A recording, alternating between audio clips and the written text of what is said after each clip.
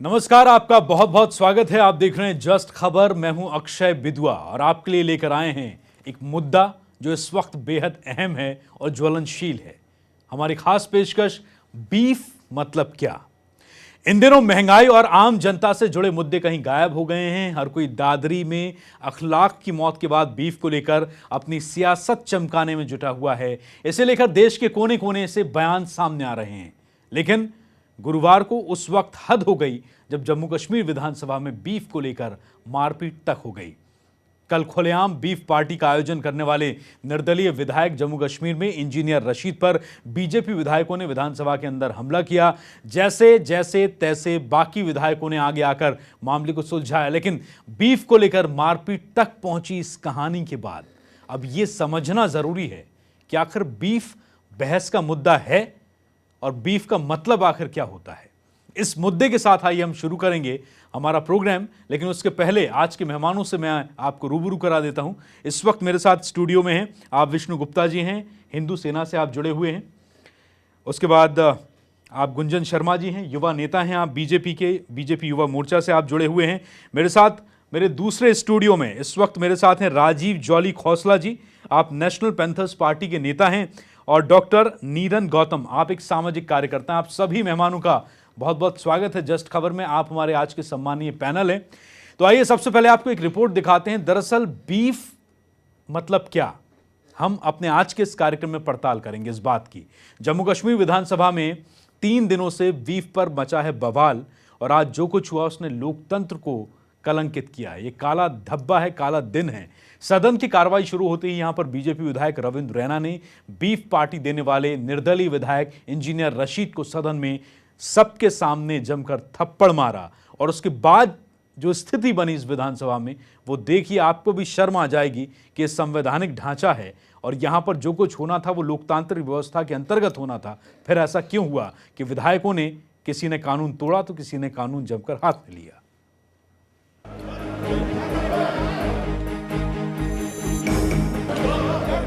ये जम्मू कश्मीर की विधानसभा है जहां विधायक आपस में मारपीट कर रहे हैं, एक दूसरे को गालियां दे रहे हैं। विधानसभा में ऐसा नजारा शायद ही आपने पहले कभी देखा है। आप सोच रहे होंगे कि आखिर ये नेता आपस में क्यों लड़ रहे हैं, आखिर वो कौन सा मुद्दा है जिसके लिए ये नेता एक दूसरे को मारने के लिए आमदा है। तो आप जानकर हैरान होंगे कि ये नेता बीफ को लेकर मारपीट कर रहे हैं। दरअसल कन्याकुमारी से लेकर जम्मू कश्मीर बीफ पर बवाल मचा है। कहीं बीफ पर बैन करने की मांग हो रही है तो कहीं बीफ बैन पर बवाल हो रहा है। सड़क से सदन तक इस बीफ पर हंगामा मचा है। इसका ताजा असर जम्मू कश्मीर की विधानसभा में देखने को मिल रहा है, जहां बीफ को लेकर जमकर हंगामा हुआ। बीजेपी और विपक्ष के विधायकों में झड़प हुई, नौबत मारपीट तक पहुंच गई। दरअसल राज्य में सुप्रीम कोर्ट के फैसले के बाद बीफ से बैन हटा दिया गया है, जिसके बाद निर्दलीय विधायक इंजीनियर राशिद ने कल एमएलए हॉस्टल में बीफ पार्टी दी थी। बीफ पार्टी देने के बाद से बीजेपी विधायकों का गुस्सा 7वें आसमान पर पहुंच गया और उन्होंने निर्दलीय विधायक को सदन में ही पीटना शुरू कर दिया। मारपीट की घटना के बाद विधायक राशिद ने बताया, बीफ खाने और बेचने पर लगे प्रतिबंध को हटाने के लिए लाए गए मेरे विधेयक पर चर्चा होनी थी। जैसे मैं बोलने के लिए खड़ा हुआ, बीजेपी विधायक रविंद्र रैना ने मेरे साथ मारपीट शुरू कर दी। बीजेपी के अन्य विधायकों ने भी उनका साथ दिया। विधानसभा में हुई इस शर्मसार घटना की कड़ी निंदा की जा रही है। सीएम मुफ्ती मोहम्मद सईद और डिप्टी सीएम निर्मल सिंह दोनों ने इस घटना की कड़ी निंदा की। जाहिर है सदन में जनता के प्रतिनिधि विकास और जनता के हित से जुड़े मसलों को उठाने के लिए आते हैं, लेकिन जम्मू कश्मीर की विधानसभा में जो कुछ हुआ उसने लोकतंत्र को एक बार फिर शर्मसार कर दिया है। ब्यूरो रिपोर्ट, जस्ट खबर।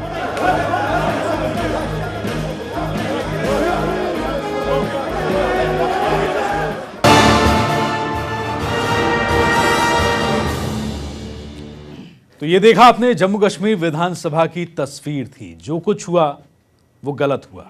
बीफ की पार्टी देना भी गलत था।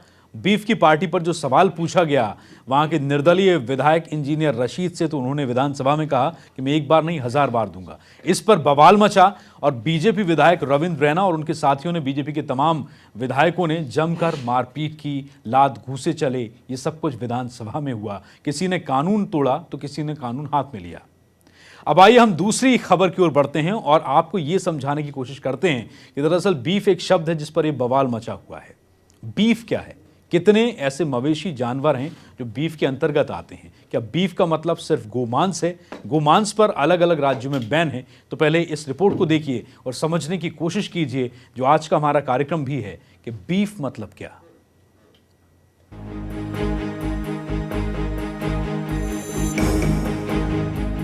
इन दिनों पूरे देश में बीफ को लेकर जमकर सियासत हो रही है।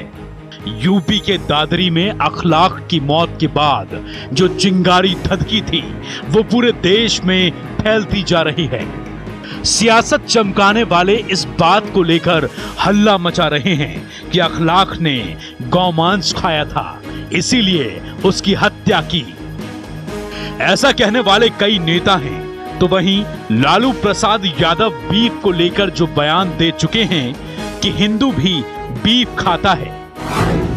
ऐसे में अब सवाल ये उठता है कि लालू ने जो बयान दिया, क्या उन्हें बीफ की परिभाषा वाकई मालूम है?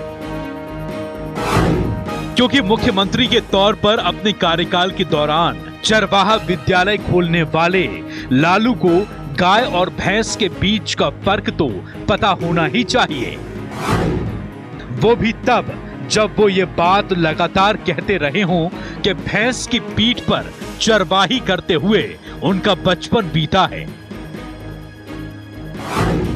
जहां तक कि यूपी के सीएम अखिलेश यादव का सवाल है, तो उन्हें उस राज्य का कानून इस संदर्भ में पढ़ लेना चाहिए कि जिस राज्य के वो मुख्यमंत्री हैं, वहां 1955 से यूपी में लागू गौ हत्या निरोधी कानून के मुताबिक बीफ का मतलब गाय, बैल या सांड का मांस है। इस मामले में लालू और उनके रिश्तेदार अखिलेश दोनों को गंभीर होने की जरूरत है, क्योंकि यह मामला सदियों से संवेदनशील रहा है।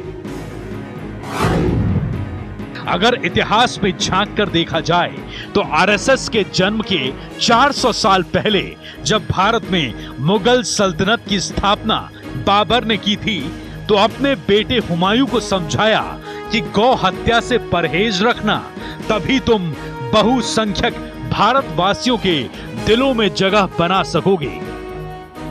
लेकिन सियासत करने वाले इसे लेकर अपनी मर्यादाएं लांघ रहे हैं। अब सवाल ये उठता है कि यह हंगामा बीफ को लेकर है या गौमांस को लेकर। क्या बीफ और गौमांस एक ही शब्द हैं, या फिर इसके जो मायने लगाए जा रहे हैं वो मायने ही गलत हैं? अगर ठेठ अंग्रेजी संदर्भ में देखें तो कैम्ब्रिज डिक्शनरी के मुताबिक बीफ का मतलब होता है मवेशी का मांस। वैसे भी अगर वैश्विक संदर्भ में देखें तो बीफ को गाय, बैल, सांड, बछड़े या बछिया के मांस को परिभाषित करने के लिए ही उपयोग में लाया जाता है। आपको बता दें कि जब भारत में हम बीफ शब्द का इस्तेमाल करते हैं और खास तौर पर निर्यात के बारे में, तो इसका मतलब गाय, बैल, सांड, बछिया या बछड़े के मांस के निर्यात से नहीं होता, बल्कि बीफ का मतलब निर्यात के परिप्रेक्ष्य में है भैंस या भैंसे के मांस से।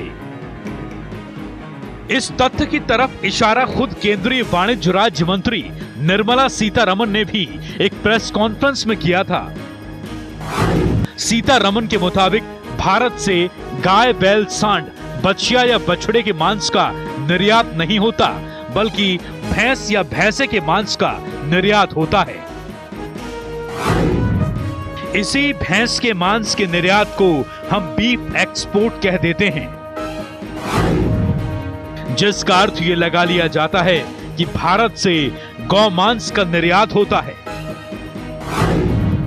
अगर हम विधिवत राज्यों के कानून को देखें तो कुछ राज्यों को छोड़कर ज्यादातर राज्यों में गौ हत्या पर प्रतिबंध है। ऐसे में क्या वाकई गौ मांस का निर्यात होता है?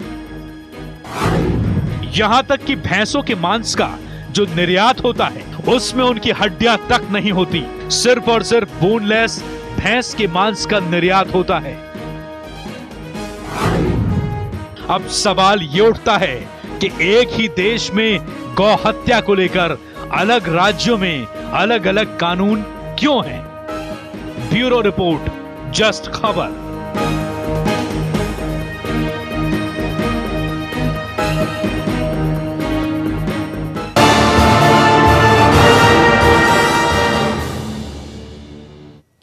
तो ये आपने रिपोर्ट देखी और ये रिपोर्ट एक तरीके की पड़ताल थी। हमने समझने की कोशिश की और समझाने की भी कोशिश की कि देश में जो शब्द इस वक्त बवाल का कारण बना हुआ है वो है बीफ, और बीफ के अंतर्गत क्या क्या आता है, इस पर लोगों की राय बड़ी बटी हुई है। हमारे साथ हमारे आज के पैनल मौजूद हैं और हम आपको उनसे भी मिलवा दें। हमारे साथ, जैसा कि मैं आपसे पहले परिचय करा चुका हूं, तो अब चर्चा हम शुरू करते हैं और वो चर्चा है, सबसे पहले मैं विष्णु गुप्ता जी के पास आ रहा हूं। विष्णु गुप्ता जी हमारे साथ हैं, आप हिंदू सेना के राष्ट्रीय अध्यक्ष हैं। मेरे साथ गुंजन शर्मा जी हैं, मेरे साथ दूसरे स्टूडियो में राजीव जौली खौसला और नीरन गुप्ता जी भी हैं। सबसे पहले विष्णु गुप्ता जी, आपकी राय, आपके पास इसमें क्या जानकारी है? बीफ मतलब क्या? बीफ का मतलब है गौवंश से जुड़ी हुई जितनी भी चीज़ें हैं। गौवंश में गौ माता आती है, बैल आते हैं और साथ साथ गाय का जो बछड़ा आता है वो आता है। और बीफ पे जो बवाल ये हो रहा है, बीफ पर जो बवाल होने का कारण सही है। अगर हमारी कोई भी आस्था पे चोट पहुंचाएगा या चोट पहुंचाने की कोशिश करेगा तो हम जिसको माता कहते हैं, माता की तरह पूछते हैं। हमें सदियों से बताया गया ये आपकी माता है, इसको सबसे पहली रोटी हम खाते हैं, वो सबसे पहली रोटी हम गाय को खिलाते हैं। और अगर कोई हमारे सामने गाय माता को खाने की बात करता है, मारने की बात करता है, तो हम बिल्कुल बर्दाश्त नहीं करेंगे, इसको मार देंगे और मर जाएंगे। चलिए ठीक है। गुंजन शर्मा जी मेरे साथ हैं, आप युवा नेता हैं, युवा मोर्चा बीजेपी से आप जुड़े हुए हैं और आप पश्चिमी उत्तर प्रदेश के क्षेत्रीय मंत्री हैं। गुंजन शर्मा जी, ये आपकी डेफिनेशन में बीफ मतलब क्या? बीफ का मतलब है मतलब जो हम जानकारी, मैं आपकी डेफिनेशन मैंने इसलिए पूछी क्योंकि ये हम लोग बीफ को लेकर बवाल मचा रहे हैं, तो आखिर बीफ में क्या होता है? जो गौ से रिलेटेड जो भी उनका परिवार है, गौवंश। ऑक्स हो गया, गौवंश जिसको हम बोलते हैं, वो बीफ के अंदर आता है। और जो भी एक्सपोर्ट और जो भी चलता है, भैंसे को आप बीफ में नहीं, हम बीफ में नहीं मानते, हम सिर्फ गौवंश को बीफ में मानते हैं। ठीक है। डॉक्टर नीरन गौतम, मैं आपके पास आ रहा हूं, आप सामाजिक कार्यकर्ता हैं सर। बीफ को लेकर क्या भ्रांति है, आप क्या समझते हैं? नहीं, मेरे हिसाब से देखिए, मैं साइंस स्टूडेंट हूँ और मुझे मालूम है कि बीफ की जो परिभाषा है, जो ज़्यादातर लोगों को समझ में आती है, वो गौवंश को लेके है, लेकिन ऐसा है नहीं।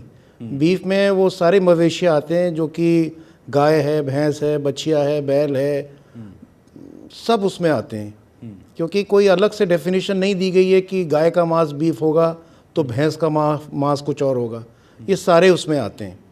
लेकिन समझ का फेर है कि हम लोग आम ऐसा समझते हैं कि गौ मांस ही बीफ है, जबकि ऐसा है नहीं।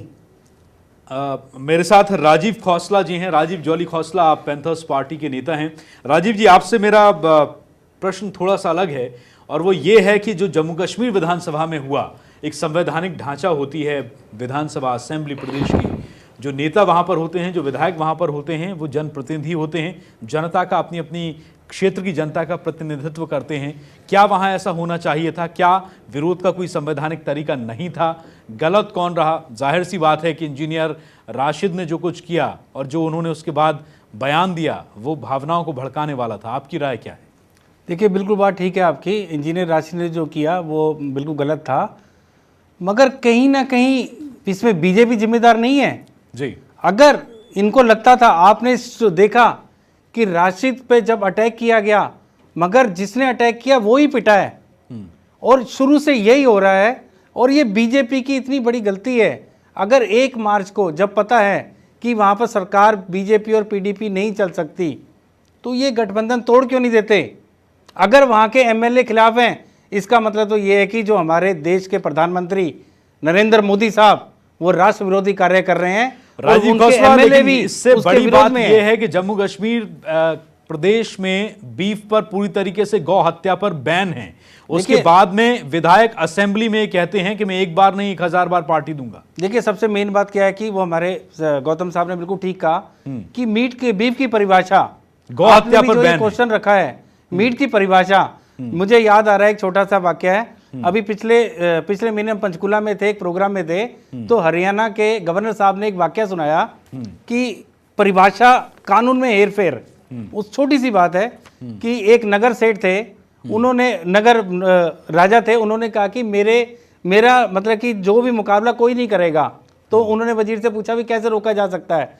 उन्होंने कहा कि भाई जो राजा 4 घोड़ों की बग्घी पे चलेगा, उसमें उस राज्य का कोई भी 4 घोड़ों की बग्घी में नहीं चलेगा। तो नगर सेठ दूसरे दिन 4 घोड़ों की बग्घी में चढ़ रहा था, सामने से राजा आ रहे थे, राजा ने देखा कि 4 घोड़ों की बग्घी पे नगर सेठ आ रहा है। राजा ने वजीर से पूछा कि भाई ये क्या हुआ, वो भी 4 घोड़ों की बग्घी पे। कह रहे जी महाराज जी ऐसा करते, उसने अपराध किया है, उसको हम उठा के जेल में डाल देते हैं। और उसको जेल में डाल दिया गया। तो वकील साहब जब आए, वकील साहब ने पूछा कि भाई आपने इनको जेल में क्यों डाला। उन्होंने कहा कि ये इन्होंने, राजा ने गलत किया, वो 4 घोड़े नहीं, उसमें से 3 घोड़े 1 घोड़ी था। यही कानून के फेरफार हैं जो इन्होंने आज तक बनाया हुआ है। बीफ की परिभाषा तो उसको क्लियर क्यों नहीं करते कि गौ मांस में जब रखा हुआ है, जब बैन है, नहीं, बीफ तो पर गोवा बैन में की बात तो कहीं नहीं की गई है राजीव कौशला जी। बीफ पर बैन की बात, जो कानून है वो गौ हत्या पर है कि गौ हत्या नहीं होगी। बीफ को भी तो गौ में मेरे काबिल तीनों दोस्तों ने कहा कि बीफ का मतलब है गाय, बैल, बछिया। तो इसका मतलब जब इसके लिए एक काओ गोश्त को अलग क्यों नहीं रखा गया। चलिए मैं ये सवाल करता हूं, मेरे साथ गुंजन शर्मा जी हैं, आप युवा नेता हैं, युवा मोर्चा से जुड़े हुए हैं बीजेपी के, आप पश्चिमी यूपी में क्षेत्रीय महामंत्री भी हैं। गुंजन शर्मा जी, राजीव जौली के सवाल का जवाब दीजिए कि आखिर अगर बैन है तो हम कैसे डिफाइन करेंगे। हालांकि हमारे दर्शकों की जानकारी के लिए मैं बता दूं कि एक नया सॉफ्टवेयर भी आ गया है मीट मैट, जिसमें कि ये डिफाइन किया जाएगा, ये अलग करने की कोशिश की जाएगी जो बंदरगाहों पर लगाया जाएगा कि उसमें जो मीट एक्सपोर्ट हो रहा है, निर्यात जो हो रहा है, उसमें गाय का मांस है या भैंस का मांस है या तमाम और मवेशियों का मांस है। तो गुंजन शर्मा जी, ये गौ हत्या पर बैन की बात है या बीफ पर बैन की बात है, कि शब्दावली में सुधार की जरूरत है, आखिर होगा क्या। शब्दावली में निश्चित तौर पे सुधार की ज़रूरत है, क्योंकि बीफ जब वर्ड आता है, जब बीफ शब्द हम लेते हैं तो उसका सीधा सीधा अर्थ गौ मांस से लगाया जाता है या गौ परिवार से जो जुड़े हुए गौवंश हैं उनसे लगाया जाता है। अभी जो विधानसभा में जो हुआ है, तो राशिद जी ने ये क्यों नहीं कहा कि मैंने भैंसे के मांस की पार्टी दी है, क्यों बीफ वर्ड को यूज किया। बीफ वर्ड का गलत इस्तेमाल करके हिंदुओं की धार्मिक भावनाओं को भड़काने का प्रयास किया जा रहा है, इस देश का माहौल बिगाड़ने का प्रयास किया जा रहा है, जिससे कि माननीय प्रधानमंत्री जी को निशाना बनाया जा सके। वो जो काम केंद्र की सरकार द्वारा अच्छे किए जा रहे हैं, क्योंकि विपक्ष के पास और कोई मुद्दा नहीं है, तो कैसे केंद्र सरकार को घेरा जाए, कैसे इस बीजेपी की सरकार को बदनाम किया जाए, उसका हर संभव प्रयास विपक्ष कर रहा है। ठीक है, डॉक्टर नीरन गौतम जो हमारे साथी कह रहे हैं, गुंजन शर्मा जी जो कह रहे हैं, आप एक युवा नेता हैं, बीजेपी के नेता हैं, आप युवा मोर्चा के नेता हैं, क्या आप इस बात से इत्तेफाक रखते हैं डॉक्टर नीरन गौतम। देखिए, बीजेपी की अपनी सोच है और उस सोच के हिसाब से गुंजन हो सकता है सही कह रहे हों। मुद्दा ये है कि क्या हम एक आहार को, जी बीफ बोल लीजिए, भैंस का मांस बोल लीजिए या गौवंश का मांस बोल लीजिए, एक आहार है बेसिकली। अपने अपने कल्चर में अपने अपने आहार के तरीके होते हैं, लोग खाते हैं। कुछ तो ऐसे देश है जहाँ पे कि छिपकलियाँ और कॉकरोच भी खाए जाते हैं, ऐसा हमारे यहाँ नहीं है। लेकिन कल्चर के हिसाब से ये बात ज़रूर मन में रखनी चाहिए कि अगर हम, चाहे वो केंद्र सरकार हो चाहे वो प्रदेश सरकार हो, बीफ का सही शब्द का प्रमोशन ज़रूर होना चाहिए। ये बात निश्चित तौर पे बता देनी चाहिए कि बीफ में केवल गाय या भैंस या बैल का मांस नहीं आता है, केवल भैंस का मांस आता है, अगर ऐसा होता है तो जी। लेकिन ये बात ज़रूर गलत है, जो चीज़ गलत है वो बिल्कुल गलत है। किसी के ऊपर थप्पड़ उठाना, हाथ उठाना, और विधानसभा में एक आप प्रॉपर रिप्रेजेंटेटिव हैं, आप एक समुदाय को रिप्रेजेंट कर रहे हैं, वहाँ पे इस तरह की चीज़ें शोभनीय नहीं है, अशोभनीय। लेकिन डॉक्टर नीरन गौतम, सबसे बड़ा सवाल एक और ये भी है कि आपने कहा कि सरकार को बीफ का मतलब बताना चाहिए, लेकिन बैन की अगर हम बात करें तो आप कैसे डिफाइन करेंगे, बड़ा मुश्किल है। देखिए, केंद्र सरकार ने कुछ प्रदेशों में बीफ पे बैन लगाया है, तो क्या उस प्रदेश के लोग समझते हैं बीफ क्या है? और अगर बैन लगाया है तो उसको पूरा परिभाषित किया है कि नहीं किया है। क्यों नहीं कहता है कि ये भैंस का मांस है जिस पे हम एक्सपोर्ट कर रहे हैं, और ये गाय या बैल या बछिया का मांस है जिसको हमने तो आप बैन डिफाइन किया कैसे है। करेंगे, क्या तरीका? अब सॉफ्टवेयर तो अब आया है जो बंदरगाहों पर लगाया जाएगा, देखिए, लेकिन जो क्या ये भाव- सॉफ्टवेयर हर हिंदू सेना के कार्यकर्ता को पकड़ाया जाए? क्या ये सॉफ्टवेयर हर गौरक्षक दल के कार्यकर्ता को पकड़ाया जाए? नहीं, मैं आपको एक बात बताऊं, देखिए कितना करोड़ों रुपया केंद्र सरकार और प्रदेश सरकार खर्च करती है अपने कार्यक्रमों को बतलाने के लिए। क्या कुछ करोड़ रुपया खर्च नहीं कर सकती है केंद्र या प्रदेश सरकार बताने के लिए लोगों को कि बीफ का मतलब ये होता है और ये हम एक्सपोर्ट कर रहे हैं, गाय का मांस का मतलब ये होता है, इसको डिफाइन कर दे पूरा प्रॉपरली। और मुझे मालूम है भारत की जनता और प्रदेश की जनता इतनी मूर्ख नहीं है, वो समझ जाएगी। लेकिन जब तक समझाया नहीं जाएगा तब तक हमारी एक विडंबना है भारत की, हमको जब तक अच्छी तरह से समझाया ना जाए हमें चीज़ें समझ में नहीं आती।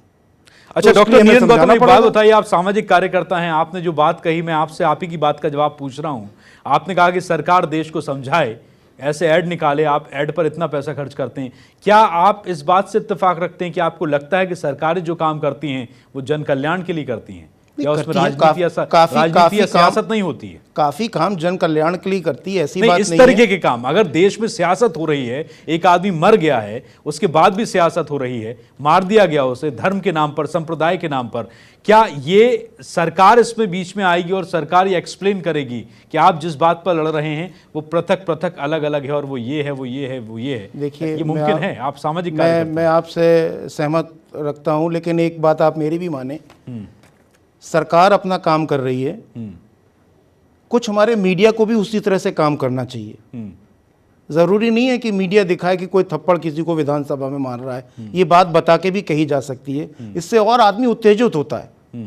तो ये उत्तेजना का जो कंपोनेंट है ये मीडिया रोक सकती है। Media has got a ट्रेमेंडस control, वो चाहे तो बहुत कुछ कंट्रोल कर सकती है। केंद्र सरकार को केजरीवाल को लाने वाले मीडिया, केजरीवाल को पीछे धकेलने वाले मीडिया, जी, मोदी जी को ऊपर लाने वाले मीडिया, और मोदी जी को नीचे ढकेलने वाले भी हो सकता है मीडिया हो सकती है।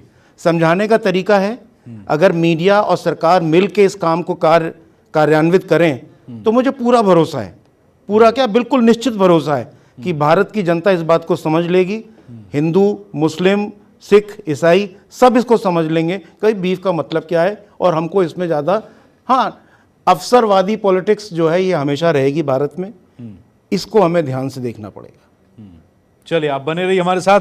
डॉक्टर नीरन गौतम, आप सभी हमारे सम्मानी पैनल हमारे साथ बने रहेंगे। और डॉक्टर नीरन गौतम, मैं ये कहना चाहूँगा आपसे कि आप क्योंकि एक सामाजिक कार्यकर्ता हैं, आप हमारे बीच जनता के नुमाइंदे हैं। हमारे साथ बाकी के 3 मेहमान जो हैं वो सियासतदान हैं, इस देश की सियासती जमात से ताल्लुक़ रखते हैं। आप जनता के नुमाइंदे हैं और हम क्योंकि लोकतंत्र का चौथा स्तंभ में हम मीडिया हैं, तो हम तो सिर्फ एक आईना हैं। यहाँ पर एक ब्रेक का वक्त हो चला है, ब्रेक के बाद हम हाजिर होते हैं। आप हमारा चैनल यानी कि जस्ट खबर छोड़िएगा नहीं। ये चर्चा, ये मुद्दा काफ़ी अहम है और इस मुद्दे को समझना आपके लिए बहुत अहम है। एक ब्रेक के बाद